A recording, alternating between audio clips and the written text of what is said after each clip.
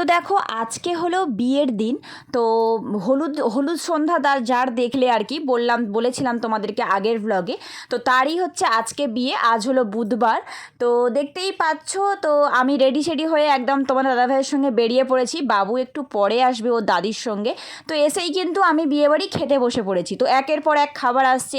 প্রথমে এলো লুচি, তারপর দেখো বিরিয়ানি, তারপর পাঁপড় চাটনি, তারপর আইসক্রিম দিয়ে আজকের বিয়েবাড়ির খাওয়া দাওয়াটা আমি শেষ করলাম।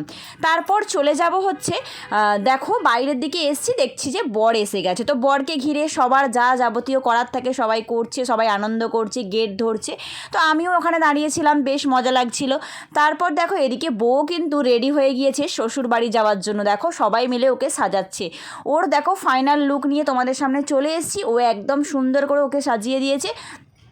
তো ও এবার মানে একদম ফুল রেডি আর কি। তারপর দেখো ওদের দুজনকে বসিয়েছে বাইরেতে, কিছু একটা রিচুয়ালস ছিল, আমি ঠিকভাবে জানি না।